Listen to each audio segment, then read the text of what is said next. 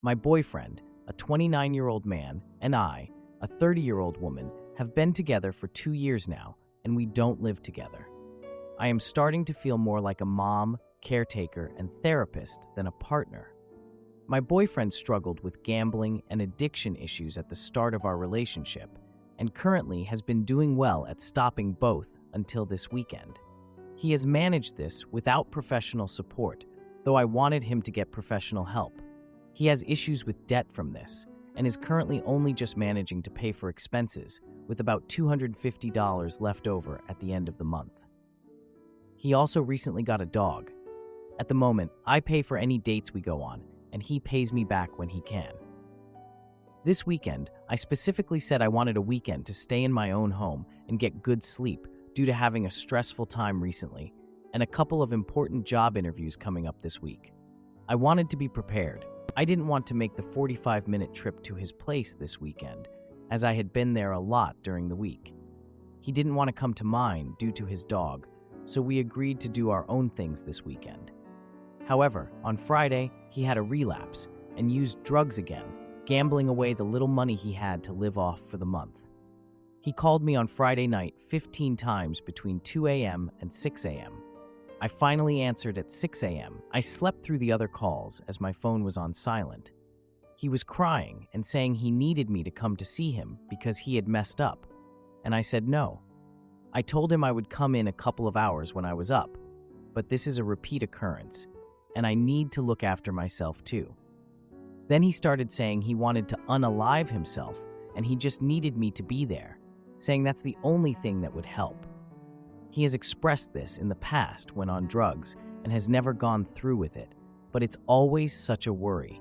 I said I would send an ambulance if he was really worried and a danger to himself, and I would come to his home, but he said don't bother and then just stopped responding. I didn't sleep a wink after that. I felt so guilty, but also like I needed to set some sort of boundary. I ended up going to his place on Saturday, buying things for his dog because he couldn't afford it after gambling his money away and cleaning his home because it was disgusting. I know I shouldn't have, but it was more for the dog, to be honest. I asked him to drive me home on Sunday as I was exhausted if I paid for gas, and he said he didn't feel comfortable with that as it made him feel like a cab driver, so I made my own way home. I was so tired when I got home that I just slept from about 7 p.m. until this morning and haven't done any of the things I needed to do. I feel so behind. I also feel like he is barely a boyfriend. We have nice times and get along well, and I do love him, but when he goes through this stuff, I feel like I'm expected to drop my life to support him with no consideration for my own needs. It's exhausting, unfulfilling, and sad. Oh, and my birthday is also coming up next week, and he said he wouldn't be able to get me anything until next month when he is paid because he gambled his money away. It's not even about the money or a fancy gift. I would appreciate a handmade card, gas station flowers, anything that just says, "Hey, I appreciate you on your birthday." I know it's an addiction, and those considerations often go out the window, but is putting aside $5 to just get me a card or be able to buy me a coffee on my birthday too much to ask? I paint him out to be a bad guy here. He has many lovely qualities, and this behavior tends to come out around drugs and gambling, but I am becoming so resentful and unhappy. I don't know how to handle the situation or what to do. To add to many responses regarding cleaning the house, I just wanted to clarify that he didn't ask me to clean. He was sleeping. However, the house was in such a state, and I worried for the dog, so I did it anyway. He was grateful when he got up, but I also completely understand the point of how enabling him affects his ability to keep on top of his life. It's so hard when the dog is involved. As it's not the dog's fault, his owner left his home in a state that may be potentially hazardous, such as having lots of things to chew up that shouldn't be there, like cigarette packets, food left out with possibly harmful ingredients, plastic packaging, and so on. Now, for a few comments before the update. Comment 1. I was with an addict for 10 years, and it damn near ended the life of me. The fact that your partner has no respect or care for you, your time and effort, and your health is disgusting and selfish. He didn't want to drive you home because it made him feel like a taxi is wild. You are enabling him and allowing him to manipulate you, especially by him threatening unalived. He won't change while you keep bailing him out. For your own sake, please leave this selfie fool. What even is there to stay for? Good luck, OP. I hope you find the strength to leave. Comment 2. I'd say it's safe to assume he'll make you his caregiver for years to come if you don't end it. You'll sacrifice years of your life and get mostly sorrow in return. He said he didn't feel comfortable with that as it made him feel like a cab driver. The entitlement. You give, he takes. That's basically your relationship as far as he is concerned. I personally resent him for drawing a dog into his mess of a life. Now, for the update. 1 week later, my birthday arrives, and I'm feeling all sorts of anxious about the day ahead. I'm not really in the mood to celebrate. My boyfriend texts me early, wishing me a happy birthday, but honestly, the message feels kind of hollow. Like, I appreciate the thought, but considering everything that's been happening, it just doesn't hit the way I hoped it would. So, I decide to ignore his texts and focus on my job interviews instead. Priorities, am I right? My parents invite me over for dinner, wanting to celebrate my birthday in their own way. I can't say no to free food and my parents, so I head over. At dinner, the atmosphere is actually light, which is a nice change. My parents are sharing funny stories from my childhood that I haven't heard in ages. My younger sister, Kate, gives me a heartfelt gift, a book filled with memories. She made it herself, and it honestly brought a tear to my eye. During dessert, my dad casually mentions this surprise birthday celebration they've planned for the weekend. I'm caught off guard, but also grateful that my family wants to do something special for me. I'm just hoping it's not too extravagant or anything. After dinner, I get a call from my boyfriend, and he sounds frantic. He insists we need to talk and that he's made a decision about his life.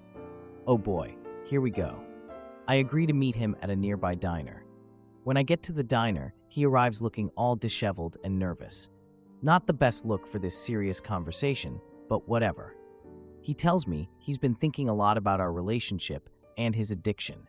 And then, instead of breaking up with me or asking for help, he says he's moving away for a fresh start.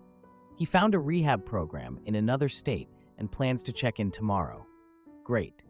He mentions he's taking his dog with him, which honestly makes me a little nervous. Like, I've been the one caring for this dog while he's been off doing whatever. So, we start arguing about whether he should take the dog or leave it with me for some stability. He insists it's best for both of them, and I argue that he can't care for a pet if he can't care for himself. He then turns around and accuses me of enabling him by being too caring and supportive. Our conversation is escalating, and I can feel all the eyes of the other diners on us. It's not my finest moment, but I can't back down now. Eventually, he storms out, and I'm left sitting there, feeling all sorts of emotions. Later that night, I check my phone and see a missed call from my mom.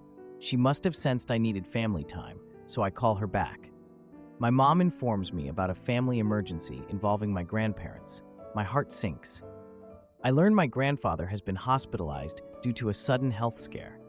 The next day, I decide to visit my grandparents in the hospital.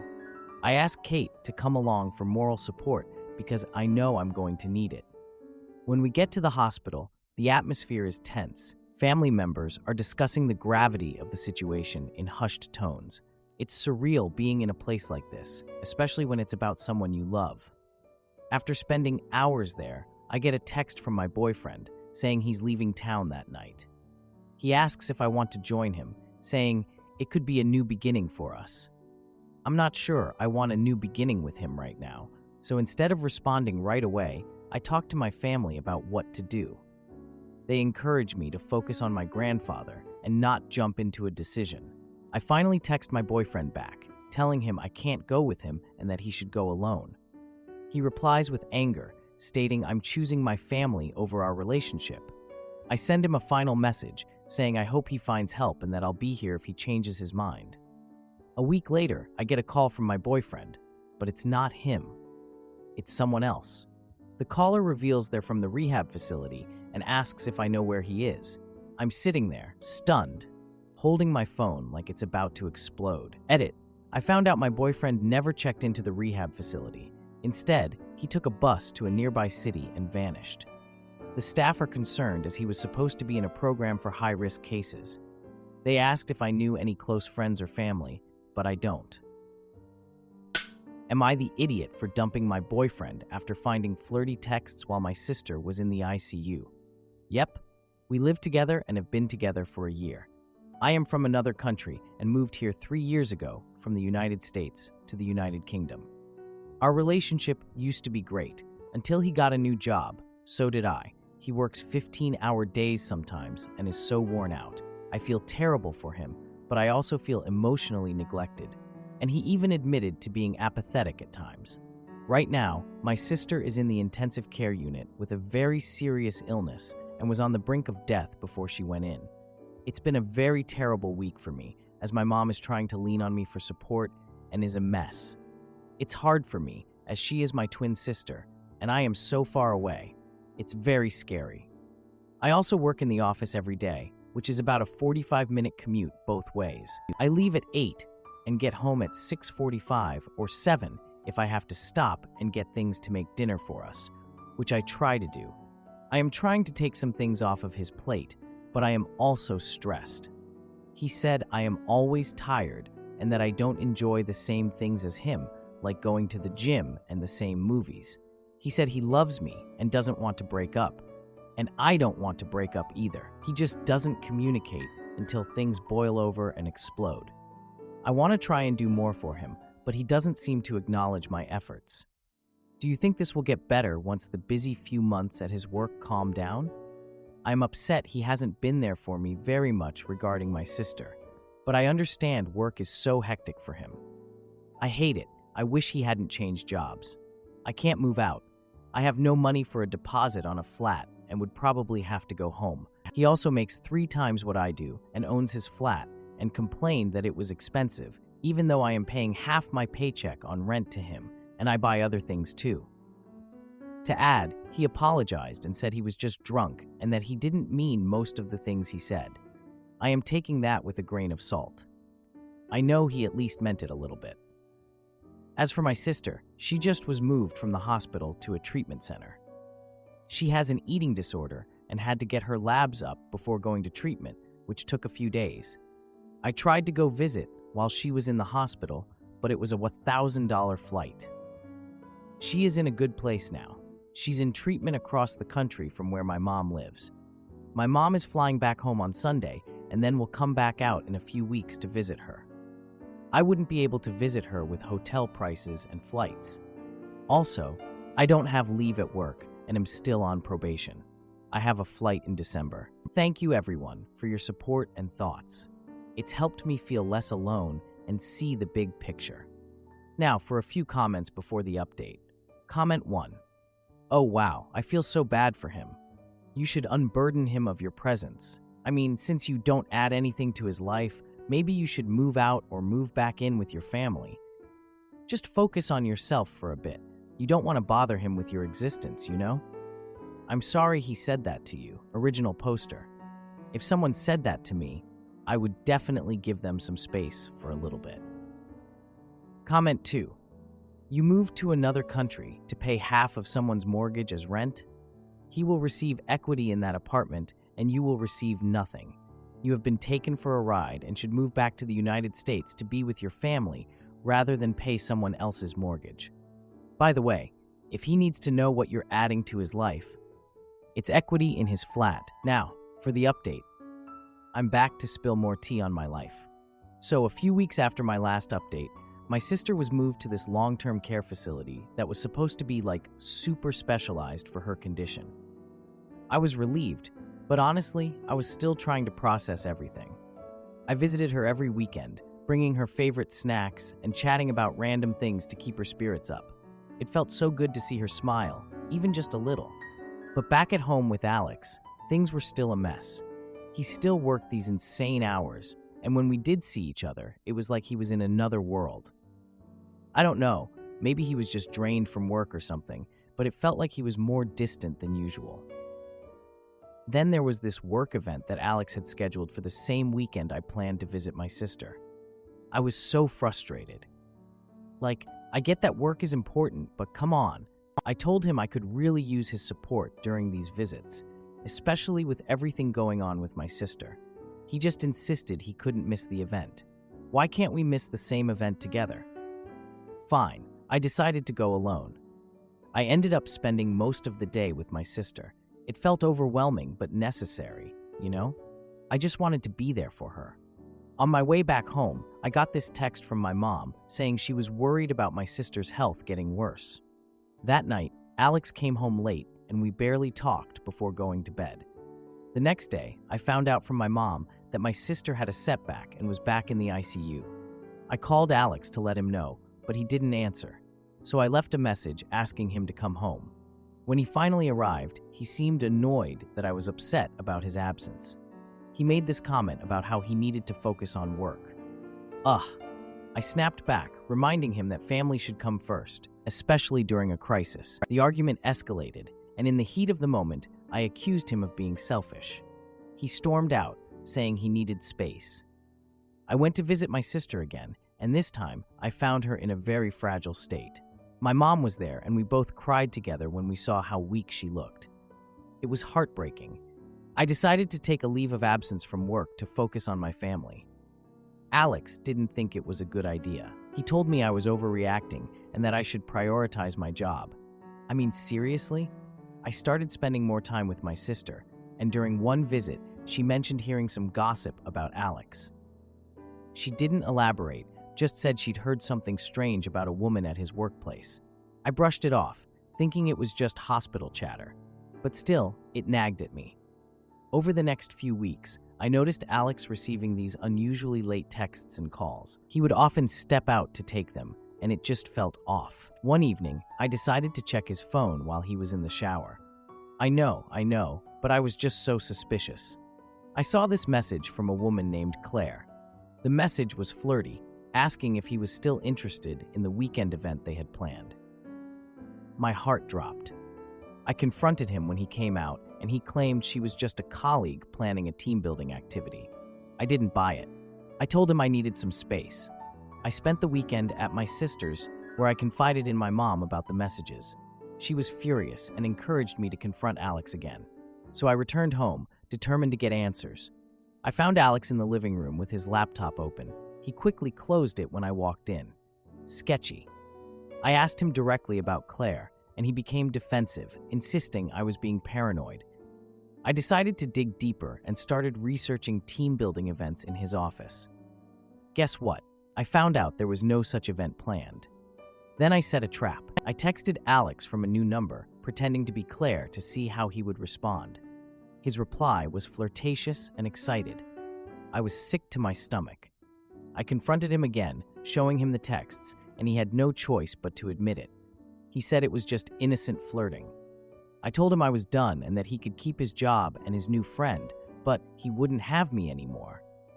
I packed a few things, left a note, and went to stay with my sister for a while. I planned to make sure Alex felt the consequences of his actions, starting by sharing the truth with his family. I know that's going to be a whole other mess, but honestly, I can't even care about that right now. Edit. My sister is stable, but still on the road to recovery. Alex and I are still living apart, and he's trying to fix things, but I'm not interested. My mom is staying with me on and off to help. As for work, I'm on leave, but I might resign. I'm just not sure yet. Am I the idiot for confronting my partner about his affair with his assistant and then moving out? Until around 2 months ago, we had a pretty incredible relationship. Obviously not perfect or anything, but we had fun discussions, adventures, laughed a lot, shared the same values, respect, friends, and projects together and apart. Some things weren't great, like we didn't have intimacy as much as I would have liked, but he never really had a high intimacy drive and often felt bad about it. A couple of years ago, I stopped initiating because I thought it best if he just let me know when he wanted intimacy. We both have high-pressure work lives, and his work involves dealing with lots of not-so-good people. In the past couple of years, this has weighed more heavily on him than before. He likes to make people happy, especially me, so often he goes along with things that he may not otherwise have done. And then he realizes down the line he doesn't want it anymore, but doesn't think he can pull away so late in the process, which can get him stressed and feeling trapped. He's also quite scared of dealing with emotional conflict, and most conflicts we have, I have to initiate the conversation. Sometimes I do it too soon, perhaps, and don't let it happen at his pace. I have this instant need to solve conflicts, perhaps due to zero conflicts being resolved in my first marriage.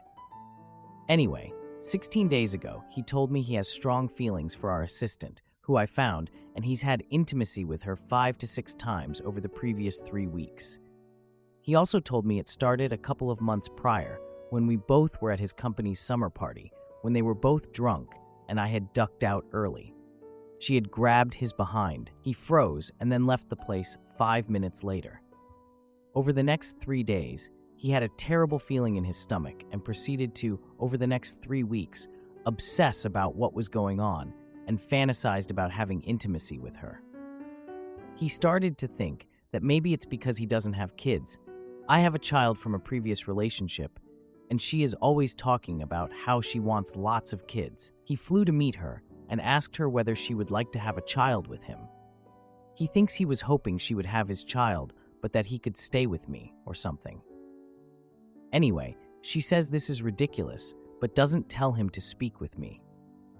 He says he'd never felt anything for her before, and he also remembers feeling proud of me and affectionate, as he had shared some pictures of me with various people, including the assistant. During this 3-week obsession, I start noticing something is off. He is being distant, picking small fights, and not helping out with things like usual. We used to go on long hikes and chat. He started wearing headphones and listening to music. I finally get sick of it after a fight. I tell him he needs to spend some time figuring out what's wrong. He's looking almost depressed. He says he is thinking that maybe he will regret not having kids one day. I tell him to figure out if he really wants kids, as he's fiercely independent and is allergic to settling down, since he always retracted when we've previously discussed it. The agreement is we do things separately for 3 weeks and then meet up to discuss. He flies to his company headquarters and buys condoms, which he doesn't use, and asks the assistant if he can come to her hotel room. They don't have intimacy that night, but the next night they do, and a couple more nights there. He leaves the company headquarters to spend time alone. I'm getting quite worried because his behavior and text responses are so off. I ask him if there's someone else. He says no. The day before he's meant to meet me and discuss, he meets her in another city. They have lunch, go to some event together, and have intimacy. When he told me all this, I'm obviously devastated and have been such a mess for the past weeks. He had originally agreed to couples therapy, but now he's saying that he doesn't think couples therapy will work if he has these strong feelings for her. I love him so much, and all he can say is he loves me in his own stupid ways. I think he wants to just end it now and go be with the assistant. I don't know if I should let him go or try to make sure he understands what a big mistake this is. I believe it's a huge mistake. What we have is too unique to throw away, while this assistant thing feels like a crush and a cliche. Now, for a few comments before the update. Comment 1. Girl, you never fight for anyone who cheats on you. I get it if he was remorseful and wants to fight for you, but he has told you he wants to explore things with her and even have his kids so he can get lost. What you had is no more, and you should move on. I'm so sorry this happened to you, but you deserve better. Comment 2. Don't fight. Never fight for a guy who isn't in love with you. He doesn't love you. He might soon come crawling back. And have a nice talk with a lawyer, and afterwards maybe human resources. Now, for the update. 3 weeks ago, my partner admitted to feelings for his assistant. It was all kinds of messed up.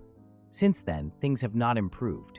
He moved out of the bedroom. Now he sleeps on the couch. He says he needs space.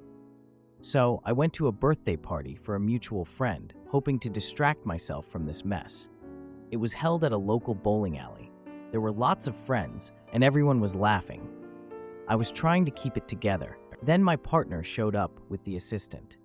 He was laughing and holding her hand. It was just so hard to see that. I just wanted to steal glances at them all night, but I couldn't let my friends see how much I was hurting. My younger brother was also at the party. He noticed the tension and tried to lighten the mood, but the partner and the assistant spent most of the night in a corner, looking really cozy and intimate. My brother asked me about the partner, and I just shrugged and tried to play it cool. At one point, I overheard the assistant making a joke that seemed directed at me. I was just livid. I ended up texting the partner, telling him I was frustrated and asking why he brought her to the party. He just sent me a dismissive response, saying he was just having fun. After that, he continued to come home late, saying he was busy with work. I noticed a few personal items belonging to the assistant, like a hairbrush, left in the bathroom. I lost it. I confronted the partner about the items, and we got into a heated argument about boundaries. He insisted they were just friends and that I was being paranoid. A week later, my parents invited us both for dinner to discuss the situation. During dinner, the partner acted as if everything was normal, joking with my parents and everything. I sat there quiet, just feeling uncomfortable while he laughed and shared stories. My mom then asked about our relationship, and the partner brought up the assistant. I was just so over it. After dinner, I pulled him aside and demanded honesty about their relationship. He hesitated, but finally admitted that he had feelings for the assistant, but wasn't sure about her. The next day, I got a text from the assistant asking to meet up to discuss things. We met at a local coffee shop, and she was just overly friendly. The assistant revealed that she and the partner had already made plans for a weekend getaway. That was my last straw. The partner confronted me later that day about the coffee shop meeting, and I expressed that I felt disrespected. We got into another argument. This time, the partner admitted that he wasn't ready to commit to either relationship. I decided to move out. Staying would only prolong the pain. He didn't even try to stop me, just remained aloof and detached. Edit. After I moved out, I lived with my brother for a while.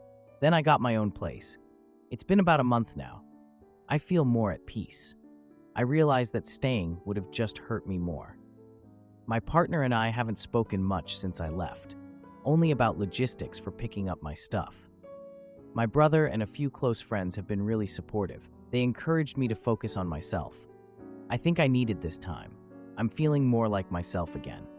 If you liked this video, you'll probably like these too. Also, while you're here, please consider subscribing. It's your support that keeps this channel alive and allows me to make better and longer videos. Have a great day.